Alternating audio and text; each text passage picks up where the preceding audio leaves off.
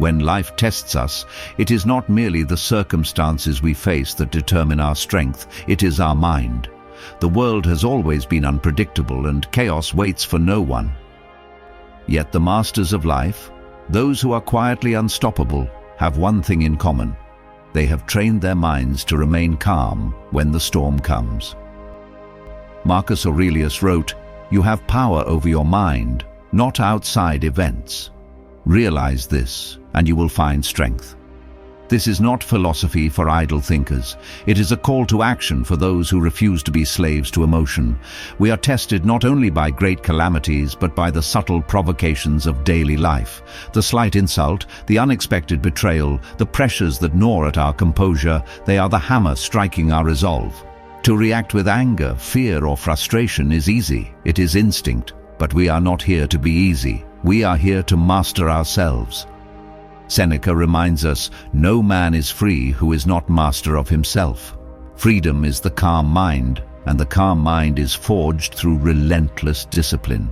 The first step to staying calm is to separate what is within our control from what is not. Epictetus taught, it's not what happens to you, but how you react to it that matters. We must internalize this truth. We cannot command the world, but we can command our thoughts, our focus, and our actions.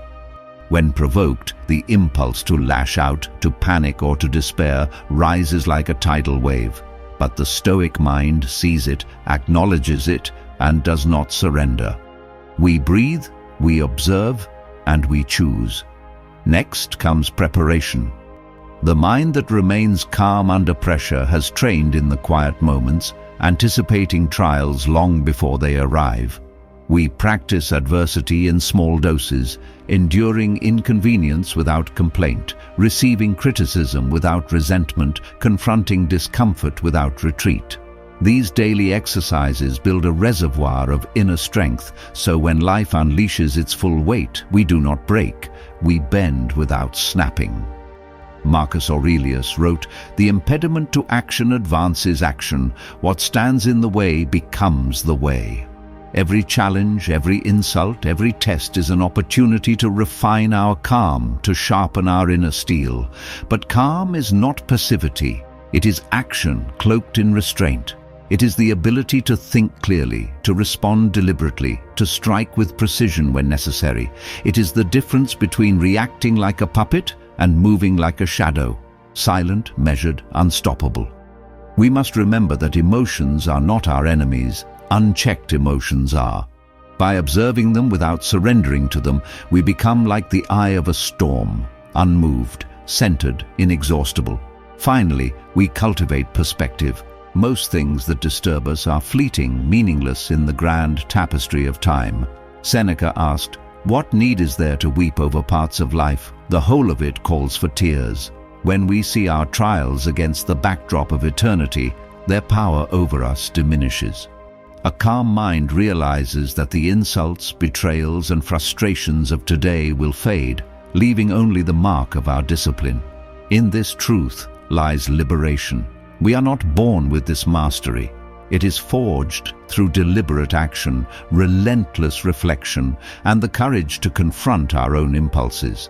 To stay calm when tested is to claim sovereignty over ourselves, to become unshakable in a world designed to shake us. As we practice this daily, as we train ourselves in silence and reflection, we awaken a force within that cannot be undermined by chaos, insult, or fear.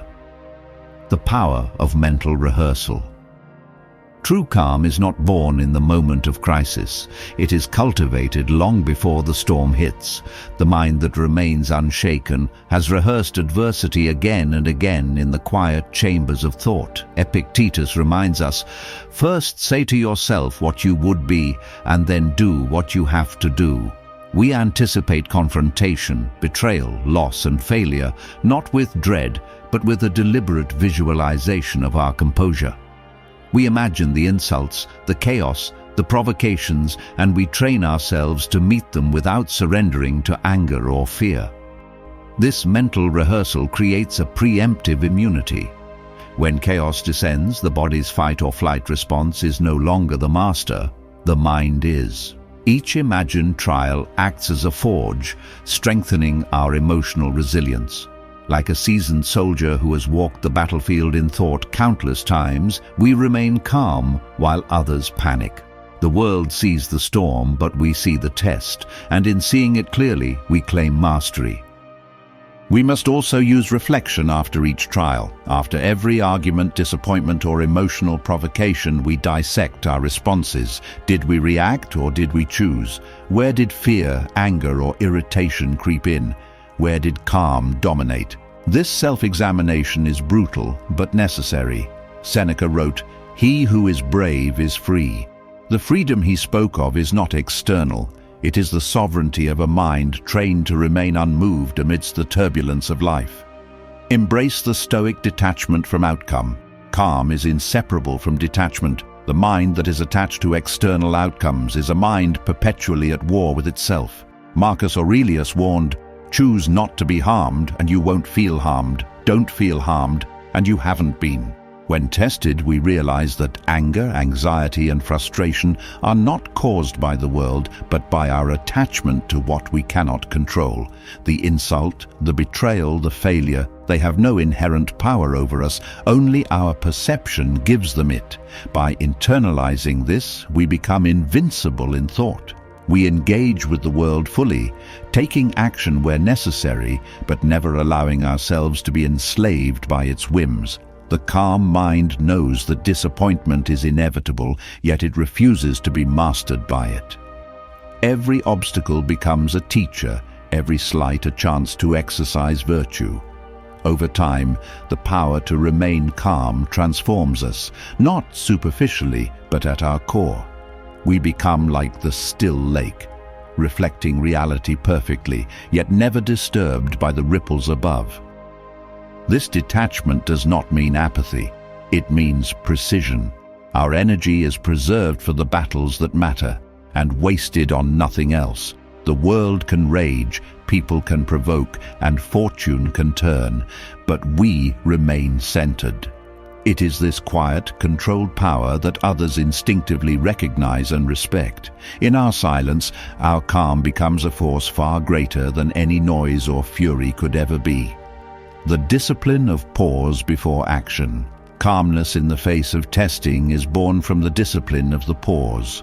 Most people react instantly, driven by emotion, habit, or fear. They lash out, withdraw, or crumble because the mind has not been trained to intervene between impulse and action.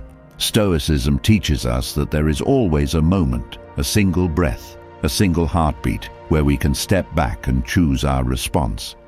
As Epictetus wrote, "It's not what happens to you, but how you react to it that matters."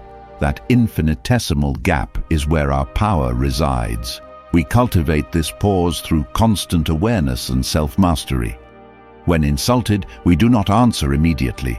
We observe the surge of anger, naming it, understanding it, but not allowing it to command us. When confronted with chaos, we resist the urge to panic, letting the mind analyze, judge, and act with precision. In this pause, we remind ourselves, external events are neither good nor evil, they are neutral. Only our judgment gives them weight. By separating stimulus from response, we reclaim sovereignty over our mind.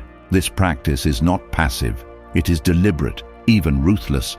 It requires that we confront the raw, uncomfortable truths of our impulses, understanding exactly what provokes fear, envy, or irritation. Marcus Aurelius reflected constantly on human weakness, writing, "If you are distressed by anything external, the pain is not due to the thing itself, but to your estimate of it, and this you have the power to revoke at any moment." In every testing moment, we can revoke the hold external events try to take on us. By training ourselves to pause, we interrupt the chain reaction that leads to rash words, wasted energy, and regret.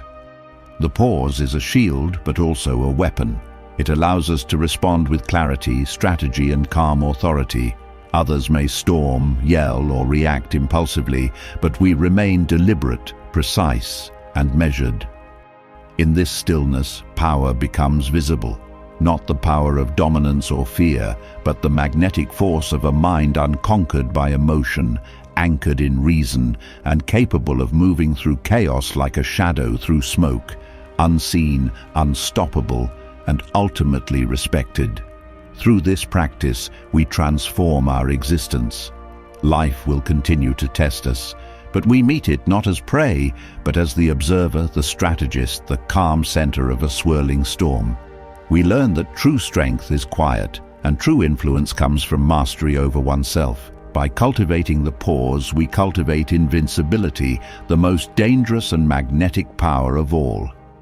If you found this insight valuable, remember, true power comes from within, not from the noise around you. Train your mind, master your emotions, and let silence become your strength. Subscribe now and join us on the path to unshakable calm, relentless discipline, and a life you dare to live.